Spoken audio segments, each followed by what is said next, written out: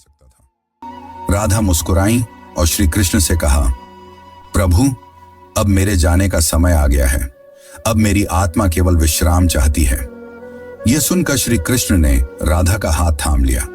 अब राधा की सांसें धीरे धीरे धीमी होने लगी और उन्होंने वहीं तुलसी के पेड़ के नीचे अपने प्राण त्याग दिए। किंतु यह अंत नहीं था। इसी पल वह रहस्य ने जन्म लिया जिसे सुनकर आप चौंक जाएंगे।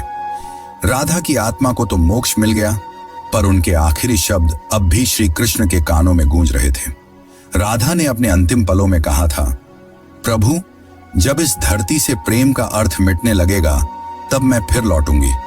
मुझे फिर जन्म लेना होगा, क्योंकि प्रेम जीवन का प्रमुख हिस्सा है और उसे मिटने नहीं दिया जा सकता। जहां राधा ने अपनी देह त्यागी थी, वहां एक नया पौधा उगाया जो तुलसी से भी अधिक उज्जवल था, मानो कोई स्वर्गीय पौधा हो। गांव के लोग उसे राधा वृक्ष के नाम से पुकारने लगे और वहां पूजा पाठ करने लगे। पर किसी को नहीं पता था कि उस पौधे के नीचे एक रहस्य पल रहा था। वह रहस्य था राधा के पुनर्जन्म का, जो आपको चकित कर देगा। कई युग बीतने के बाद जब प्रेम का मूल्य घटने लगा और लोग सिर्फ वासना में डूबने लगे, तब बरसाने से कुछ दूर एक साधारण किसान के घर में एक कन्या का जन्म हुआ। उसका नाम ललिता रखा गया। पर यह कोई साधारण कन्या नहीं थी।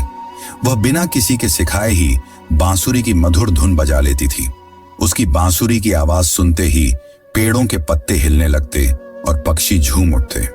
गांव के लोग कहने लगे कि यह कोई साधारण लड़की नहीं, बल्कि किसी देवी का अवतार है। वे कहते कि इसे देखकर राधा की याद आ जाती है। ललिता जब 7 साल की हुई तो एक दिन वह यमुना के किनारे बैठी थी। उसी वक्त एक संत वहां से गुजरे। उन्होंने ललिता को देखा और जब उसकी आंखों में झांका तो वे मंत्रमुग्ध हो गए। उन्होंने कहा, वही आंखें, वही चंचल मुस्कान, राधा तुम लौट आई।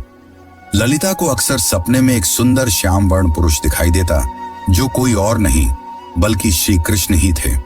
वे कुछ नहीं बोलते, बस बांसुरी बजाते रहते।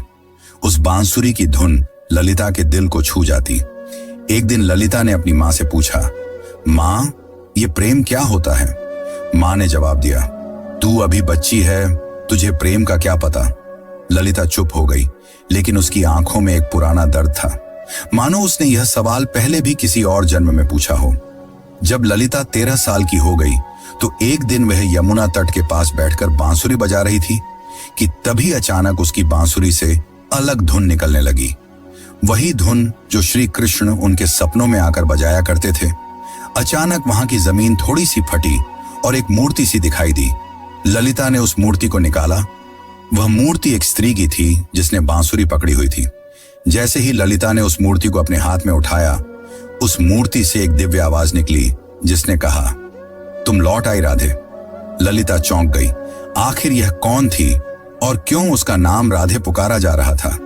तो चलिए जानते अब आगे की कथा, जो और भी रोमांचक और रहस्यमयी है। लेकिन उससे पहले अगर वीडियो अच्छी लग रही हो तो इसे लाइक करके कमेंट में राधे कृष्ण जरूर लिखें। उस दिन के बाद ललिता का व्यवहार बदलता जा रहा था। अब वह गहराइयों में सोचने लगी थी। वो जानना चाहती थी कि वह कौन है और उसका जन्म क्यों हुआ है। आखिर क्यों उसे प्रेम और कृष्ण जैसे शब्द इतना आकर्षित करते हैं। उसी दौरान एक संत हिमालय से कई वर्षों की तपस्या कर बरसाने लौट रहे थे। जब उन्होंने ललिता को देखा तो वे स्तंभ रह गए। वह बोले, युगों पहले मैंने यही आंखें राधा की देखी थी। कन्या, तुम इस युग की नहीं हो। तुम्हारा जन्म किसी उद्देश्य से हुआ है। ललिता ने पूछा, कौन सा उद्देश्य? तब उस तपस्वी संत ने अपनी आंखें बंद कर जवाब दिया, अभी के युग में प्रेम केवल एक शब्द बनकर रह गया है। तुम्हें उसे फिर से जीवन बनाना है।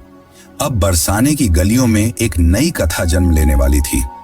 दरअसल यह कथा नई नहीं बल्कि पुरानी थी, राधा के पुनर्जन्म की कथा। अब ललिता किशोर अवस्था में पहुंच चुकी थी। अब उनके मन में विचित्र सी बेचैनी थी, मानो कोई उन्हें पुकार रहा हो। रातों में ललिता यमुना के तट पर अकेले बैठती और उस अज्ञात पुरुष की कल्पना करती जो उन्हें सपनों में दिखाई दिया करते थे। एक दिन ललिता ने अपनी मां से पूछा, मां, क्या